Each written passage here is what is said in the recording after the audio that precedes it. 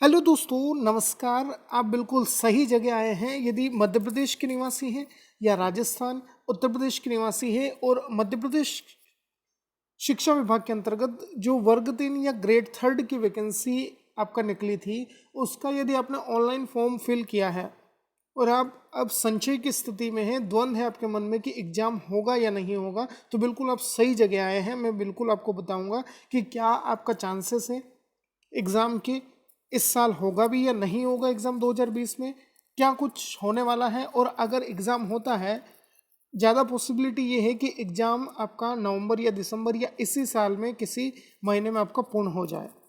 अगर इस साल होता है तो मेरे सिलेक्शन के कितने चांसेस बनते हैं कि मैं मेरिट में आ जाऊं।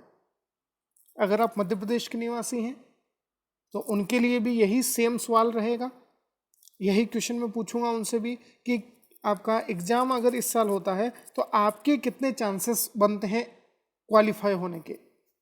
तो देखिएगा, सबसे महत्वपूर्ण बात तो ये है कि आपको खुद को देखना पड़ेगा। पूरा वीडियो आप ध्यान से देखते हैं तो बिल्कुल आपको यहाँ से लगेगा कि वास्तव में मैं क्या कर रहा हूँ इस समय और एग्ज़ाम कब तक होता है। ये चीज़ें मैं आपको अभी क्लियर करने वाला हूँ। अगर देखिएगा, एग्ज़ाम की बात करें तो आपका जुलाई अगस्त या सितंबर तक तो देखिए अभी चांस नहीं है। सितंबर या सितंबर माह तक तो अभी कोई चांस नहीं लग रहा है एग्ज़ाम होने का। अगर होता भी है तो अक्टूबर के बाद नवंबर या दिसंबर में सामान्य हालत हो जाते हैं, तो एग्ज़ाम के कुछ चांस लग रहे हैं कि 2020 नवंबर या दिसंबर तक चांसेस बनते हैं एग्ज़ाम के। अब देखिएगा, अगर नवंबर या दिसंबर में एग्ज़ाम होता है तो आप क्या कर रहे हैं अभी इस समय। और किसी भी कंपटीशन एग्ज़ाम को निकालने के लिए देखिए एक आदर्श टाइम होता है आपका 90 दिन या 3 महीने से 4 महीने आपको मिलने चाहिए एक एग्ज़ाम को निकालने के लिए। ये आपका देखिए साइकोलॉजी कहती है, ध्यान रखिएगा। और फैक्ट भी है ये चीज़ें, ध्यान रखिए। आया समझ में? अब बात करेंगे, देखिए अभी के समय में मैं क्या कर रहा हूँ। एज ए स्टूडेंट हूँ और मैं बात करूँ आपका वर्ग 3 की यदि तैयारी कर रहा हूँ तो अभी का जो देखिए आप बिल्कुल ये जो महीना है आपका, अप्रैल का महीना तो ख़त्म होने वाला है। अब आता है आपका मई का महीना, जून और जुलाई। इसके बाद आता है आपके पास अगस्त, और सितंबर में यदि एग्ज़ाम होता है तो सितंबर का महीना।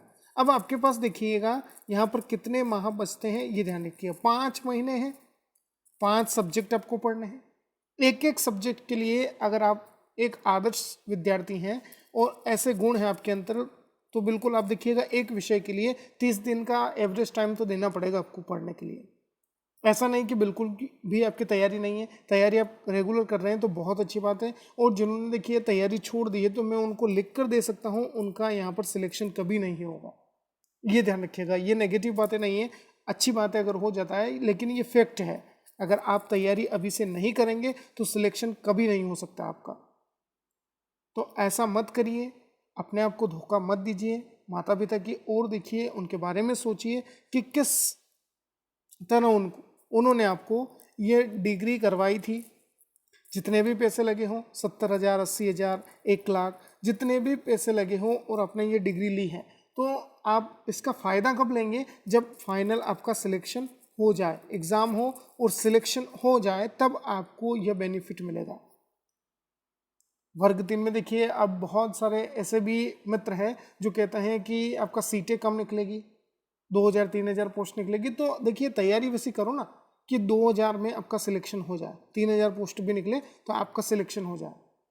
अपने को क्या है, तैयारी नहीं करना है, बस उस भीड़ के साथ चलना है। जो एक मेंटलिटी बनी है मध्य प्रदेश में, तो मैं कहूँ आपको बहुत हालत खराब है।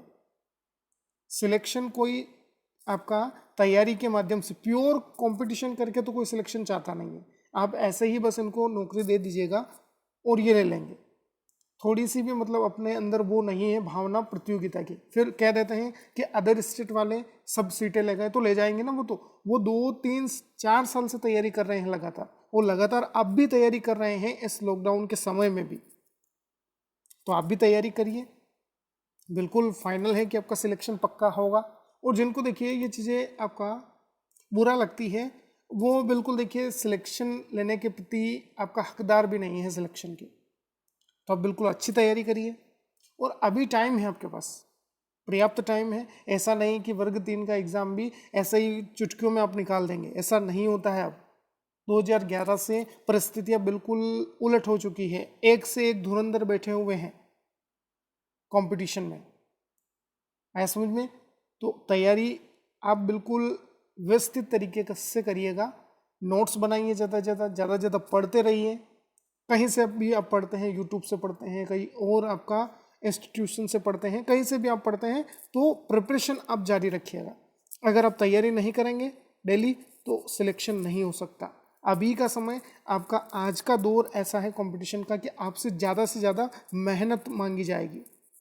मेहनत वो भी आपका स्मार्ट तरीके से, ऐसा नहीं कि कुछ भी आप पढ़ते जा रहे हैं। टू द पॉइंट पढ़िए, सिलेबस को बिल्कुल आप समझें, सिलेबस क्या कहता है, एक दो बार सिलेबस को समझिए।